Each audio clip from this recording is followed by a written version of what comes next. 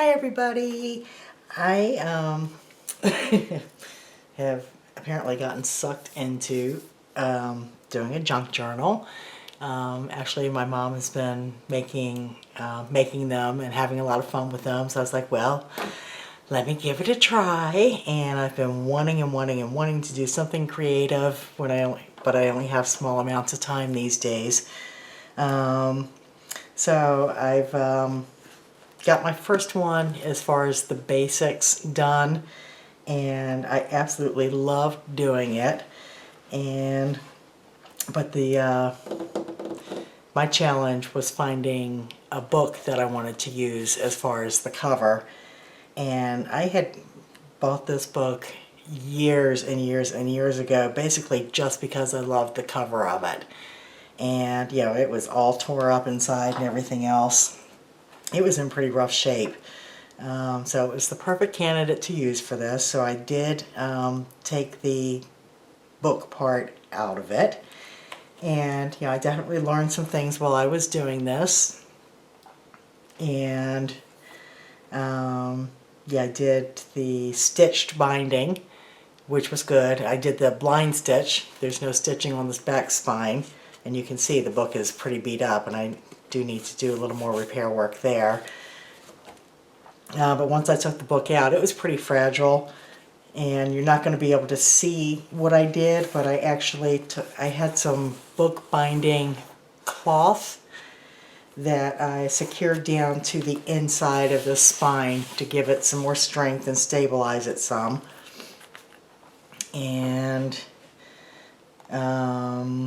yeah, as I go through, I'll talk about things that I should have done.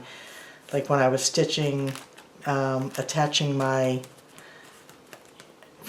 signatures, that's the word, attaching my signatures to a piece of chipboard, I should have covered the chipboard before I started attaching these, and then I wouldn't have had to use the washi tape to cover that gray chipboard. Yeah, the washi tape is pretty, but yeah, it would have been better, and you'll see why, to have covered it in the first place. So it gave me the chance to go through my papers and pick things out. You know, for this one, I am going to be using this for writing, taking notes and making lists and things like that. So for the signatures, I used cardstock from the Haberdashery collection from Hobby Lobby, and from the paper stack Keller Kurtz and Company. And I also used plain papers, just plain printer paper. I didn't do anything to the cardstock, but I did coffee dye the plain papers and the scrapbook papers that weren't cardstock. And in that process, I did learn that unless you want, you know, very distinct differentiation in tones, you don't want to stack those papers if you're going to dry them in the oven, because you will see a definitive line of where one paper overlaid another one. So that was a learning curve, but I was all in all happy with the result of it, and I do love the sound, you know, the crinkly sound of the paper. So I'm just going to flip through this really quickly. I was amazed that it was actually very easy to do the signatures and do the blind stitch with them. I learned how to do that. As far as the stitching itself, from Spellbound987, and as far as doing the blind spine stitching from EphemerasGarden. And I'll put links down to both of those channels down in the description box. EphemerasGarden, I mean, she does amazing, totally gorgeous junk journals. So you'll definitely want to go and check her out if this is something that you're interested in. And this is not the classic junk journal, in that I wasn't using pieces of mail and things like that. I mean, I was using my papers and, you know, kind of trying to coordinate the things that went in it, but it's not all there yet. So we'll just do a quick flip through there's a lot of, all I've done so far for the most part is tuck spots and journaling areas with just a couple of images tucked down in. So, and I can't remember, I pulled out papers from different collections, so I can't tell you necessarily where the ones inside are from. So a corner tuck spot there with a little tag. It's just a picture. And this is one of my digital images that's in my shop. Haven't done anything to this page yet. This is coffee dyed. And because I trimmed these down, I kept the bottoms of the papers, and I did use them in here, but I did not coffee dye them, so you'll definitely see a difference going through. This is one of my little pocket surprise envelopes, but I did a little something different with it. Basically, it's a tag and a pocket all in one, and all I did, and I forgot to bring scissors down, printed it out on craft cardstock, and instead of, you know, folding this in, folding this up, and then folding a flap to make a little pocket envelope, I just cut this top part off. I folded the sides as I would as if I were making the envelope, and then I actually put glue on the outside of the flap, or flaps, both flaps, and across the bottom, and put it down on my page. And with the top part, I just had to trim it down a little bit on the sides so that it would actually slip into this pocket. And I'm so happy how that came out and that it has another purpose other than being just an envelope. This is just a tag from my digital collections. It's just paper clipped in there so I can slip it out and write a note on it. This is the bottom portion of this page. I didn't tea dye it. I did use a little vintage, God, I can't even think of the name of it. The Tim Holtz Distressing. You know which one I'm talking about. So just a little tuck spot there, little tag. And I don't necessarily know that I'm going to keep all these little inserts as far as tags in here. I just wanted to put something in there so that you could see where they were. This is another of the coffee dyed papers, and on the back is the bottom portion of it, and that's just a little journaling area. I did insert a glassine bag in the signature that's stitched in. It's just a little journal spot inside for now. Another pocket envelope. I can write on the back, use that as a tag, stick that in. This was from a little pad, gosh, I got it years ago at Michael's.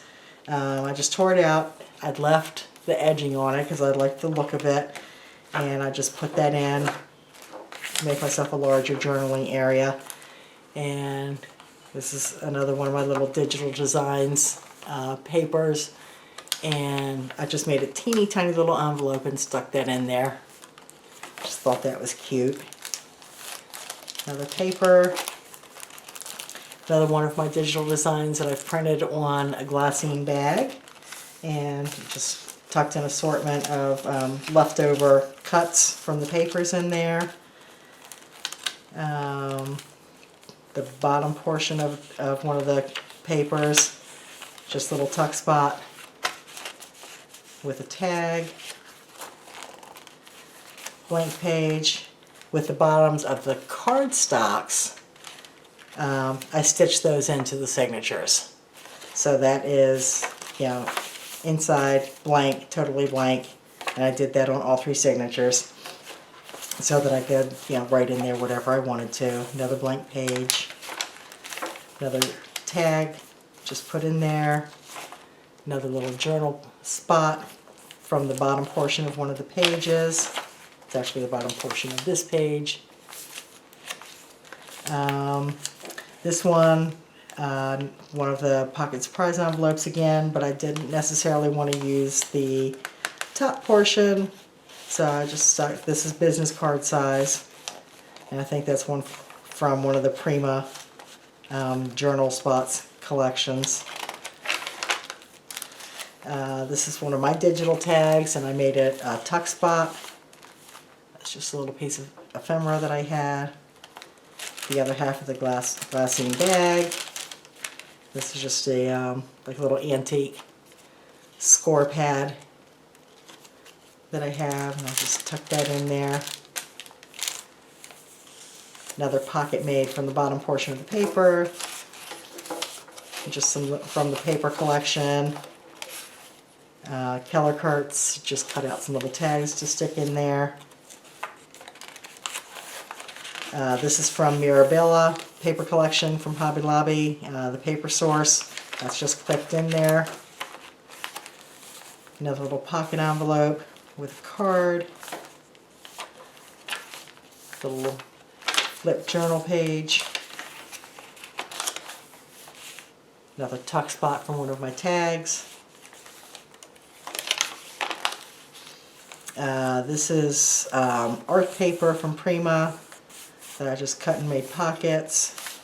It's one of the, I think, Prima little journal collections. This is from a little collection that Tibbs had given me, Spellbound987. I can never, Madame Perrault, or Perrault, I'm not sure how you pronounce it, but I mean, I'm glad to be getting into that and using it, and that is the end of the first signature. The second one, same thing, a little tuck pocket, little cards from that same collection from Tibbs, one of my little pockets with a Prima little card in there. A little piece from an ephemera pack that Patsy had given me a few years ago. We tucked a little postcard image in there. Journal, glassine, with a little postcard from Tibbs.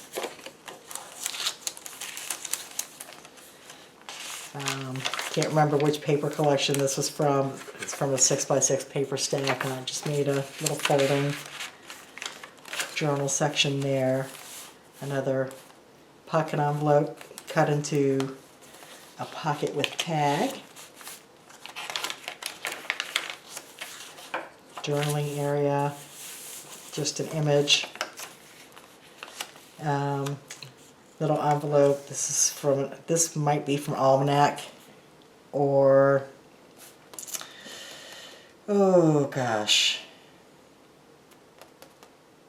Almanac or romance novel or typography. Those were the three main ones that I used as far as little bits. Another tuck spot, little pieces. Just a little tag clipped in there that I can write notes on. Same thing, this is one of my printable tags. The center. Little tuck spot again with some little tags. I know I'm going through this kind of fast, but it's kind of a lot, and it's a lot of the same thing, but just different things. You know, more from another one of the little 6x6 paper stacks, journal spot. Another pocket envelope with the tag.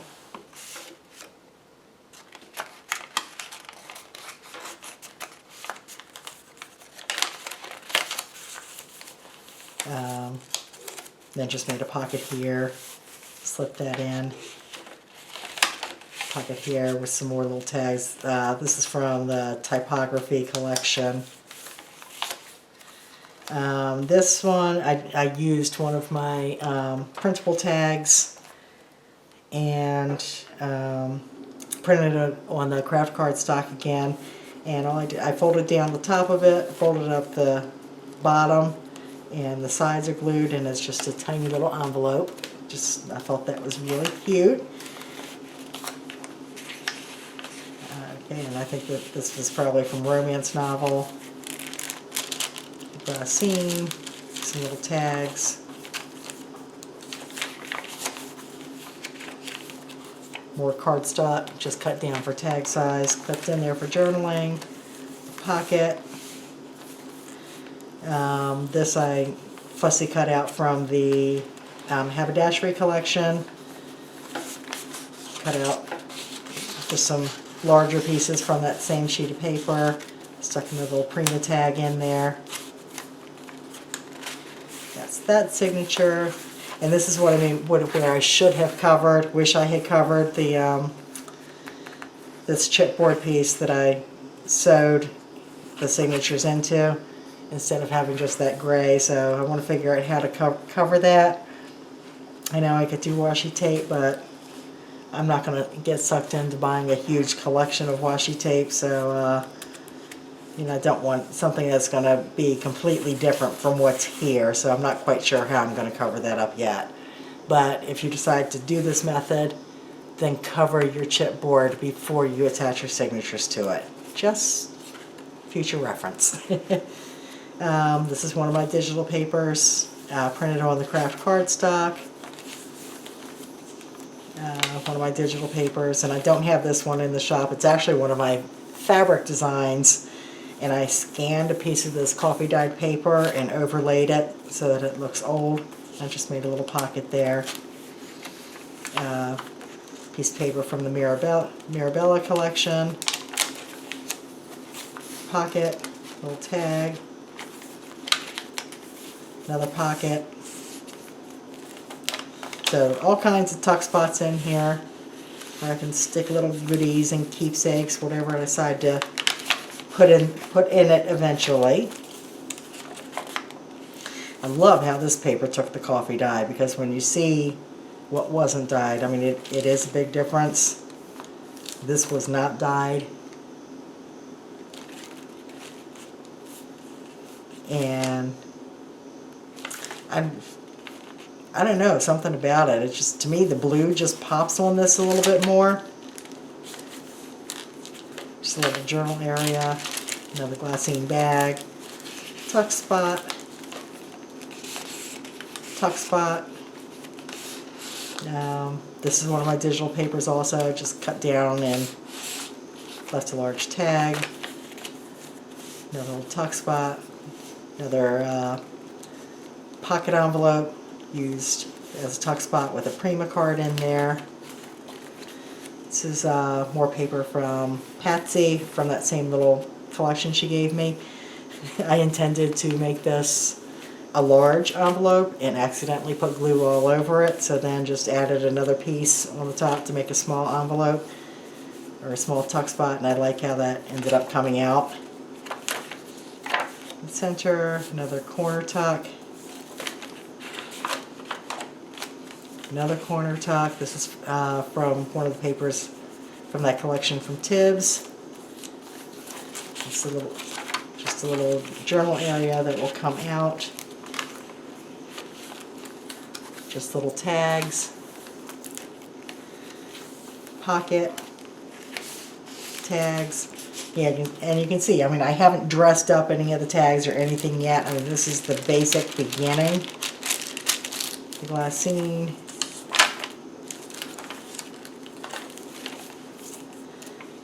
Made another little envelope from the Keller Kurtz paper. This is another just 6x6 cardstock, fold it in half.